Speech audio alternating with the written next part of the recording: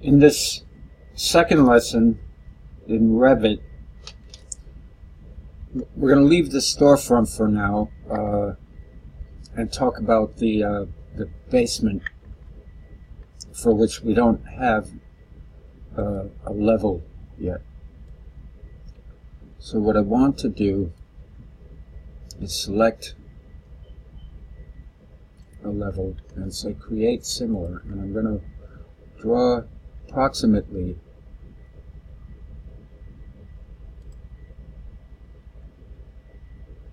goes to level 8 by default. I'm going to rename this level B.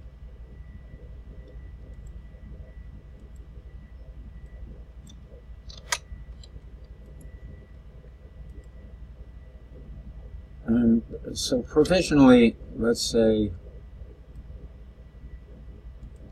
level B is where is 5 feet below grade. So in fact, the interior of this restaurant is slightly below grade. It slopes, this tunnel slopes down toward its door, which is there. I'm going to make a guess that this is no more than 4 feet below grade. So we have, what do we need to fix? We need to fix the building pad, which sits in the topography here. Let's go to a 3D view.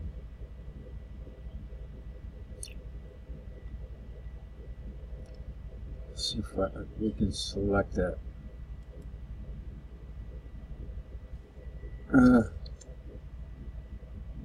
Topography. We may need a section. We need to look through this model so that we can see its edge.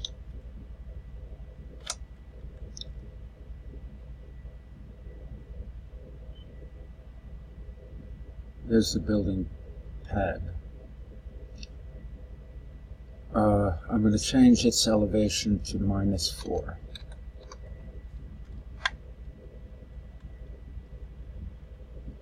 So the rest of the building is floating up in the air here. We can resolve that afterwards. We need to decide something about what foundation walls we're going to surround it. But what this means is that notice I made a provisional level 2, but the middle of that floor is a higher elevation. It lines up with that mullion here. So one way to modify this is to edit the boundary of that floor and sort of split it where the sketch lines, define it as continuous through there. So I could split these sketch lines like so, from here to there.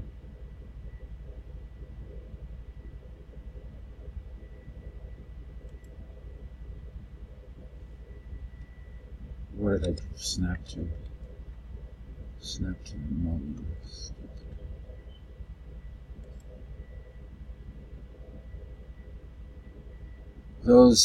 That blue dash feedback line is telling you it's parallel to sides. Then I could split these guys.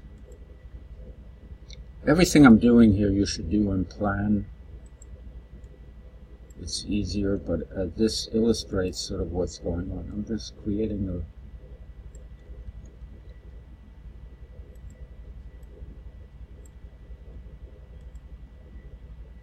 split in the floor levels to negotiate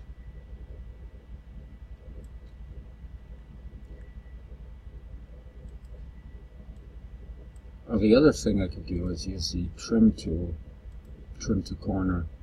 Doesn't work like AutoCAD, but it's useful there and there. So what I've done is created 2 floor plate. Well, Revit thinks this is one Will this work? Yeah. Let's edit boundary again. So Revit thinks it's one floor plate with a big hole in the middle. Okay, we need to naturally align these lines. So if I go to floor plan level 2,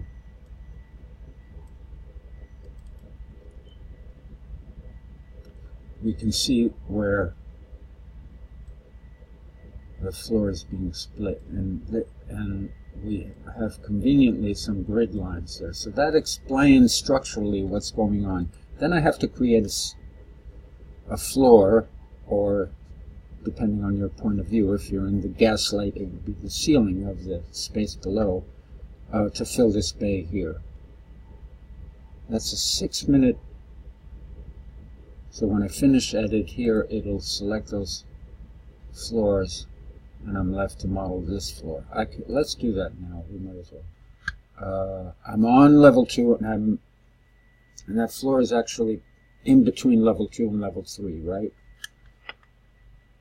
Be interesting to go into that office and see what's going on that floor.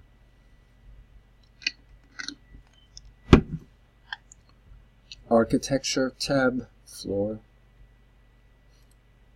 I'm choosing, by the way, the default floor because I'm not messing with what. Let's just draw a rectangle for now and then fix it.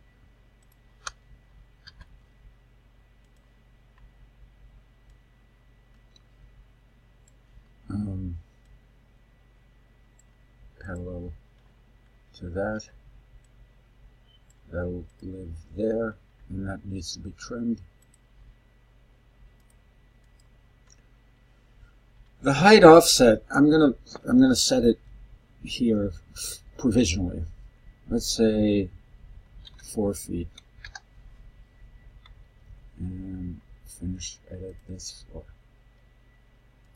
So if I go back to this view, you see I've created the phenomenon that I perceive through those windows, that is a split floor. Naturally, we have to deal with the vertical space between them, but that should be a simple matter of drawing walls on floor level 2 that go up to this elevated floor in between. It seems like I guessed at where I set the mullion, but who knows where that height is. Okay, good enough. What was that? Elevation, setting elevation of basement.